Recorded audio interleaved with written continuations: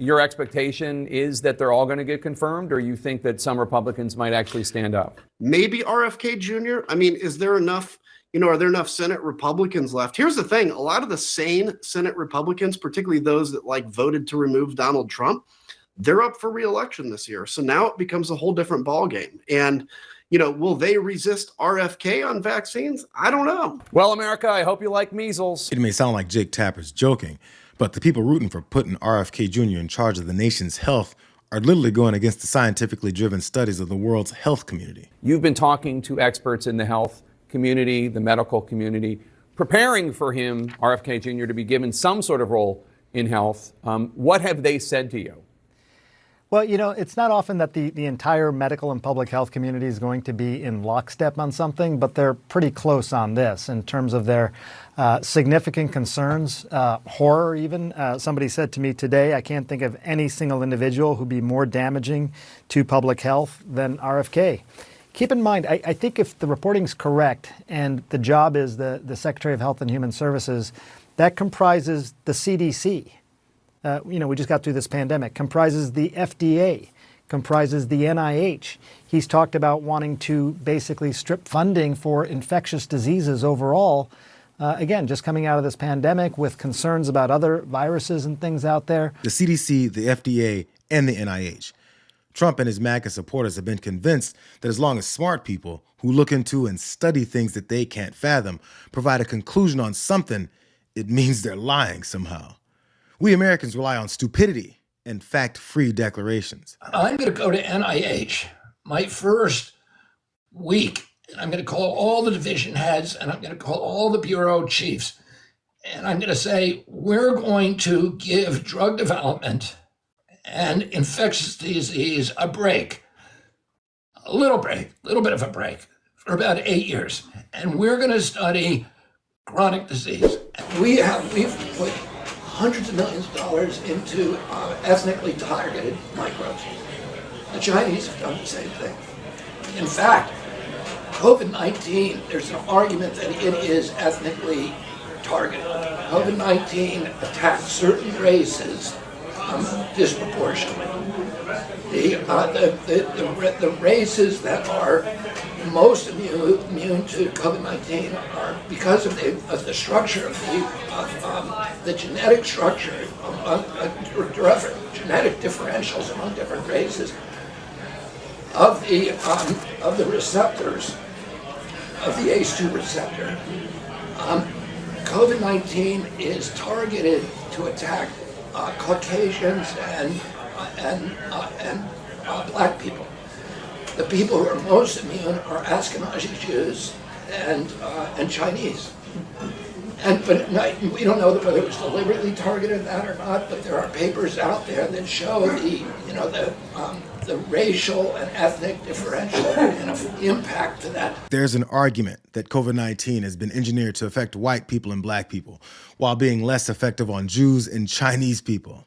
I mean, because there's only one kind of white or black person in the world that allows these ethnically targeted, lab-engineered viruses to attack. I mean, not thinking one or two steps ahead in logic keeps people from determining if emotionally driven statements make any damn sense. And if they do, just look into the studies that iron them out. But, that's too much work. They're not alternative views. They are false views. People often say, well, these are alternative views. They're not. People say, well, look, I think maybe vaccines could be linked to autism.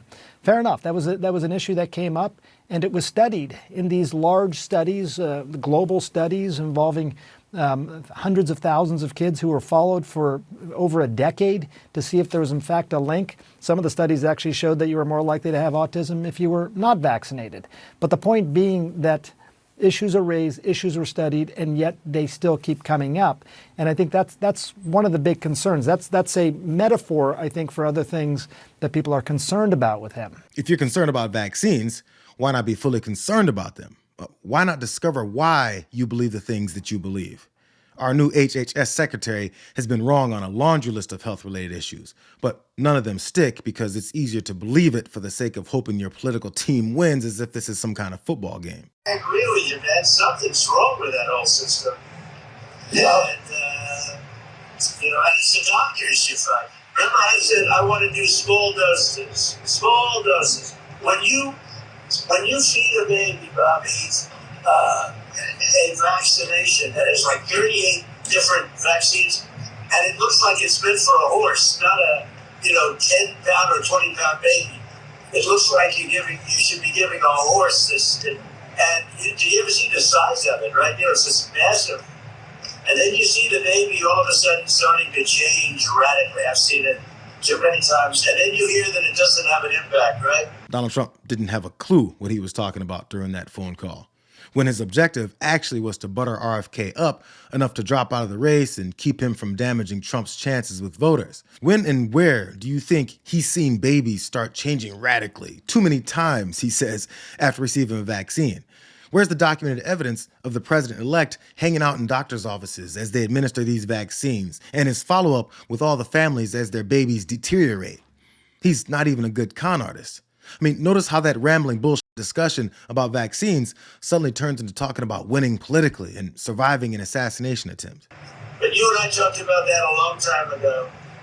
And anyway, I would love you to do so. And I think it'll be so good for you and so big for you. And we're going to win. We're going to win. We're way ahead of the guy. And, he's interesting. It was very nice, actually. He called me.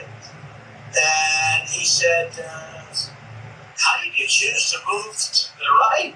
Because, so I guess that's, people said, if I was looking straight on, right? He said, I said, I was just showing a chart. I didn't have to tell him the chart was on all the people pouring into our country. But I just turned my head to show the chart. And something wrapped me. It felt like a giant, like the world's largest mosquito. And it was a bullet going right. What do they call that, an AR-15 or something? That's a big gun.